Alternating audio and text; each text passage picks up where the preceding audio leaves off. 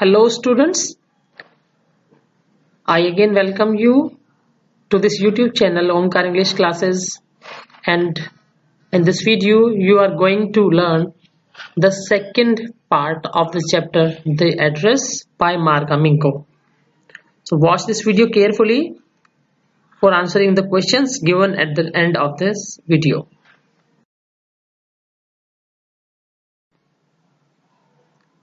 My mother seemed to notice that I was not entirely convinced.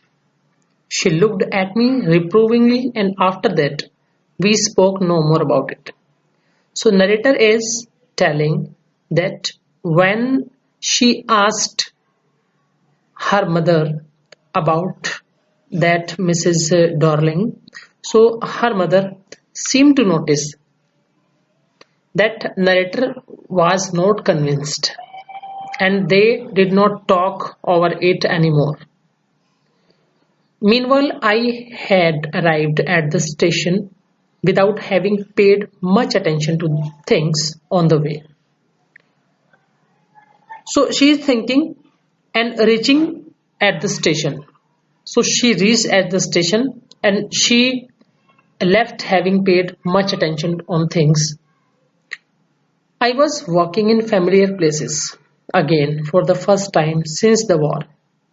So when the narrator was coming back from Mrs. Darling's house, she was watching every familiar place again. First time since the war. But I did not want to go further than was necessary.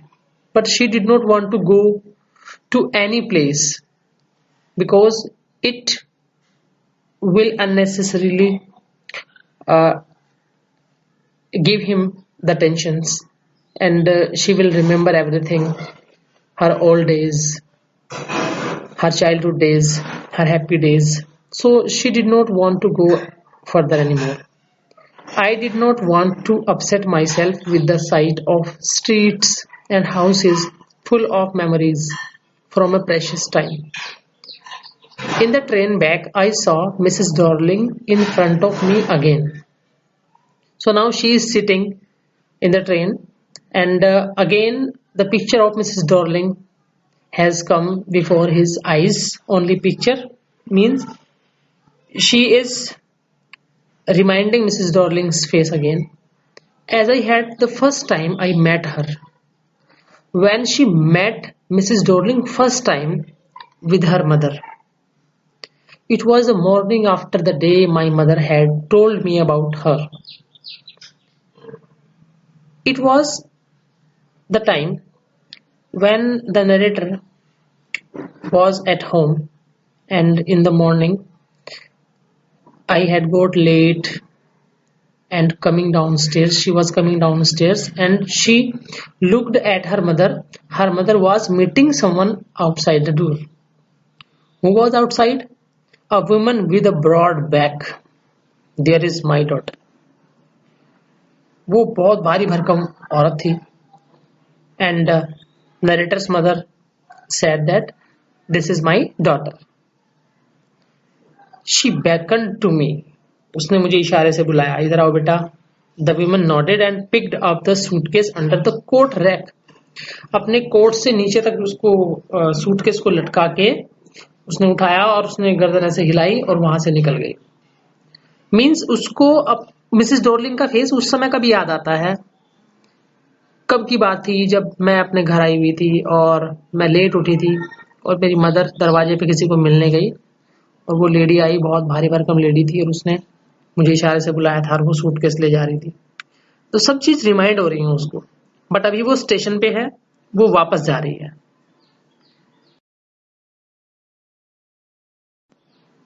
She wore a brown coat and a shapeless hat. Does she live far away? I asked, seeing the difficulty she had going out of house with a heavy case. उसने brown coat shapeless hat पहना हुआ था.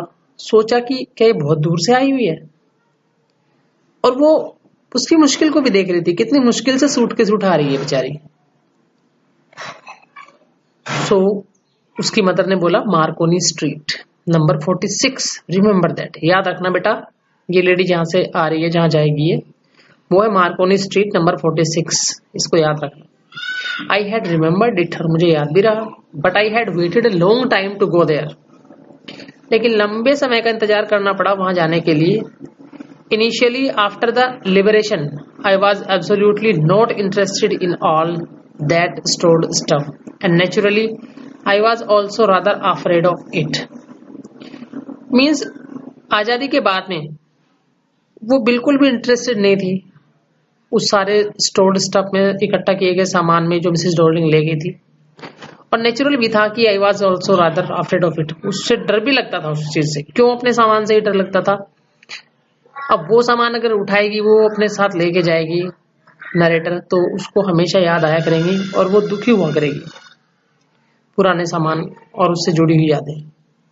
Afraid of being confronted with things that had belonged to a connection that no longer existed.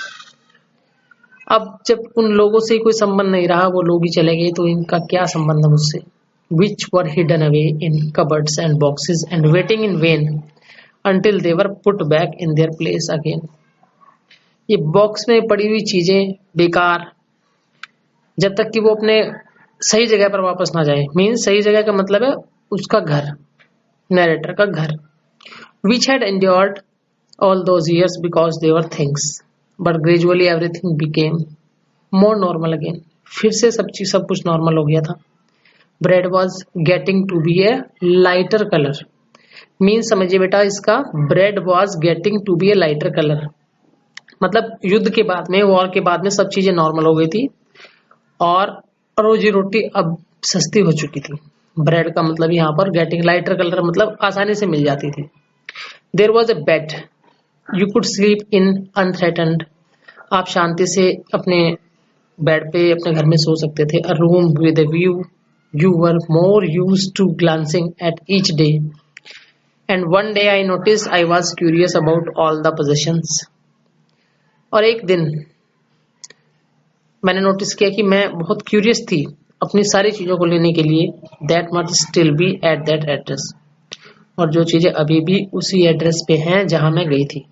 I wanted to see them touch remember, मतलब train में जाने के बाद भी उसको फिर से ख्याल आया कि मैं एक बार उन चीजों को देखना तो चाहूंगी, उनको टच करना चाहती हूँ एक बार बस। अभी ट्रेन से फिर से वापस आती है, वो सेकेंड टाइम वापस आ रही है। देखिए नरेटर, अब वो वापस जाती है तो क्या होता है।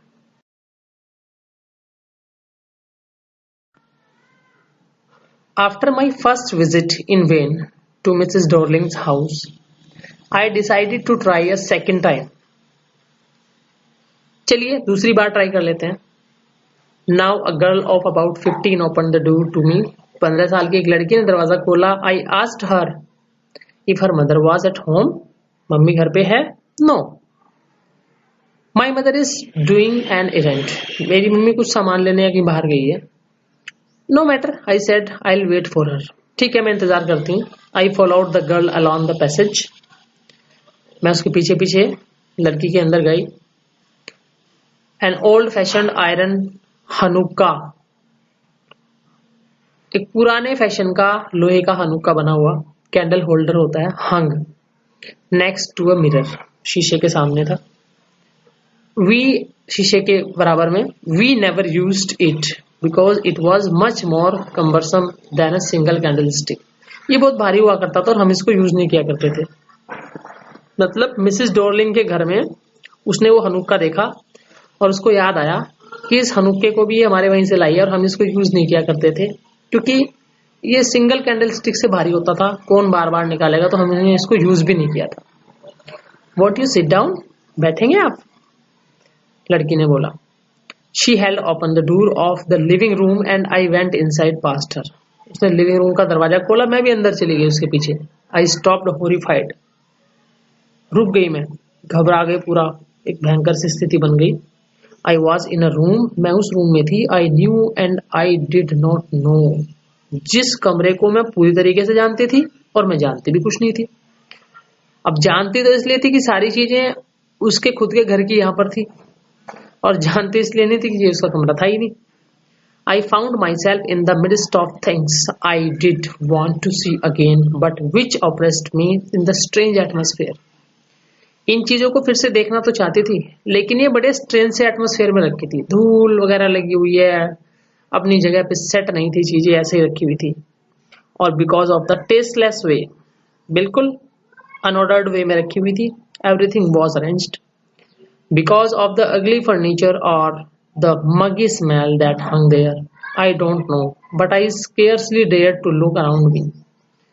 हिम्मत नहीं हो रही थी चारों तरफ देखने की, क्योंकि मेरी सारी चीजें रखी हुई थी यहाँ पर मेरे घर की, लेकिन टेस्टलेस मैनर में रखी हुई थी। The girl moved a chair, लड़की ने चेयर दी उसको, और I sat down and stare. Narrator बैठ जाती है और कहाँ देखती है वो? Stared at the woollen tablecloth. अब टेबल के ऊपर जो वुलन क्लॉथ बिछा हुआ है उसको देख रही है। ये भी उन्हीं का है। कैसे पता लगा उसको कि उनका है? देखते हैं नेक्स्ट वीडियो में। So students, now you have the questions. 3 questions you have to answer. Question number 1, who was Mrs. Darling? What did the narrator's mother tell her about Mrs. Darling? Describe the narrator's second visit to Mrs. Darling's house. Number 3, differentiate the characters of Mrs. S and Mrs. Darling. Okay students, answer the question and send it to me as soon as possible. Students, thanks for watching this video. Please don't forget to subscribe and share this channel and press the bell icon if not pressed. Students, one by one and slowly I will prepare important videos on this YouTube channel to make you understand more and more about grammar. Further, I will also explain many types of grammar topics like passive voice, indirect speech, prepositions, modals, etc. You will find more and more. Thank you. Have a nice day.